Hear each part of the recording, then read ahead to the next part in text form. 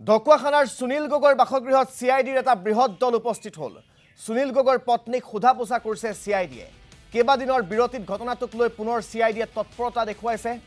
সোমবাৰে নিশা হঠাৎ সুনীল গগৈৰ গৃহত পুনৰ তলাচী চলালে সিআইডিৰ দলটোৱে। আজি পুনৰ ঢকুৱাখানা থানাত হাজিৰ হৈছে পুষ্পা গগৈ, সৌৰভ গগৈ আৰু হেমন্ত গগৈ। সিআইডিৰ নিৰ্দেশৰ পিছতে ঢকুৱাখানা থানাত হাজিৰ হৈছে পুষ্পা গগৈ সহ পৰিয়ালৰ দুই সদস্য।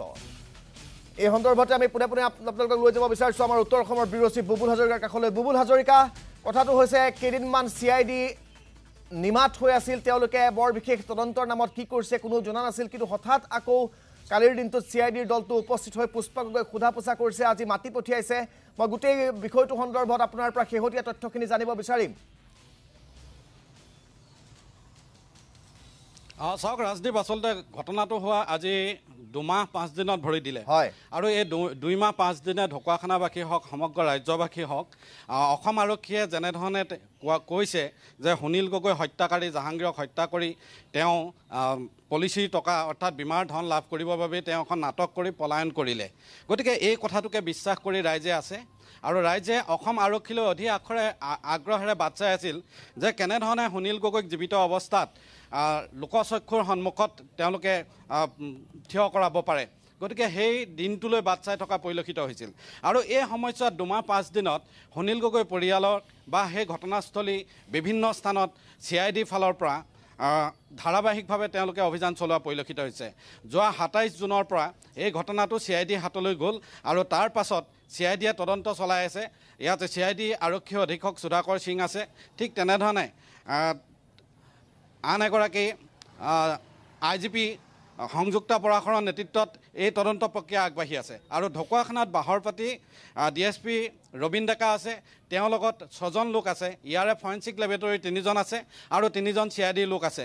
তেওঁলোকে ইয়াত থাকি সমগ্ৰ ঘটনাটোৰ বিভিন্ন স্থানত তেওঁলোকে তদন্ত অব্যাহত কৰিছে আৰু কালিৰ দিনটোত প্ৰত্যক্ষ কৰা হ'ল যে নিশাৰ ভাগত সুনীল গগৈ ঘৰত সিআইডিয়ে বিশেষ জেৰা অভিযান চলালে আৰু পত্নী পুত্ৰকে আৰম্ভ কৰি বিভিন্নজনক সোধা পোছা আৰম্ভ কৰিলে আৰু সেই সময়ছোৱাত সিআইডিৰ ফালৰ পৰা এক বিশেষ কেমিকেল ব্যৱহাৰ কৰি জাহাংগীৰ যিটো ৰুমত আছিল সেই ৰুমটোত স্প্ৰে কৰা হৈছে।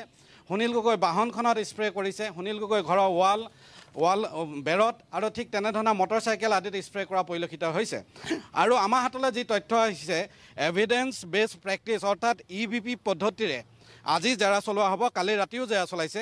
ইয়াত 5টা মেথড জড়িত হৈ আছে। প্ৰথমতে প্ৰশ্ন সুধিব, তাৰপাছত ইনফৰ্মেশ্যন, তাৰ পৰা খবৰ উলিয়াব আৰু এভিডেন্সৰ লগত জড়িত বিভিন্ন প্ৰশ্ন সোধা হ'ব আৰু critically appraise or the information of evidence. আৰু যেতিয়া তেওঁলোকে একোটা সাক্ষ্য খবৰৰ পৰা একোটা সাক্ষ্য লাভ কৰে তাক ক্ৰিটিকেলি তেওঁলোকে প্ৰশংসা কৰিব আৰু তাৰপাছত ইমপ্লিমেণ্ট, তাৰপাছত ইভেলুৱেশ্যন।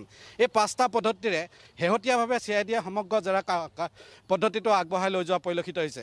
সুনীল গগৈ জীৱিত অৱস্থাত আছে বুলি কৈছে অসম আৰক্ষীয়ে। সঞ্চালক প্ৰধানেও এই কথা কৈছে যে সুনীল গগৈ জীৱিত অৱস্থাত আছে, কিন্তু 2 মাহ 5 দিনে এজন হত্যাকাৰী, এটা লোমহৰ্ষক চাঞ্চল্যকৰ হত্যাকাণ্ড সংঘটিত কৰি 2 মাহ 5 দিনে এজন হত্যাকাৰী নিখোজ হৈ আছে। অসম আৰক্ষী, গৃহ বিভাগ সকলো ব্যৰ্থ হৈছে, কাৰণ আজি তাৰিখলৈকে তেওঁ ক'ত আছে, কি কৰিছে তাৰ একো সম্ভেদ দিবলৈ সক্ষম হোৱা নাই। বা সুনীল গগৈ আজি যিসকল লোক ইয়ালৈ লৈ আহিছে, সুনীল গগৈ ভতিজাকক লৈ আহিছে, জয়ন্ত গগৈ পুত্ৰ সৌৰভ গগৈ আহিছে, ঠিক তেনেধৰণে সুনীল গগৈ ককায়েক আহিছে আৰু জিন্তু গগৈ বুলি এজন লোক যিজনে শেহতীয়াকৈ এটা ইনফৰ্মেশ্যন দিছিল সুনীল গগৈক গোগামুখৰ পৰা লৈ অহা আদি বিভিন্ন ধৰণৰ কথা যিজনে সংবাদ মাধ্যমক অৱগত কৰিছিল, সেই জিন্তু গগৈকো এই সদৰ থানালৈ লৈ অহা হৈছে আৰু ঢকুৱাখানা থানালৈ লৈ অহা হৈছে। নিশ্চয়কৈ বুবুল হাজৰিকা, এতিয়া তেওঁলোকক কি সোধা পোছা কৰা হয় সেয়া লক্ষণীয় হ'ব। আপোনাক ধন্যবাদ জ্ঞাপন কৰিছোঁ আমাক সবিশেষ জনোৱাৰ বাবে।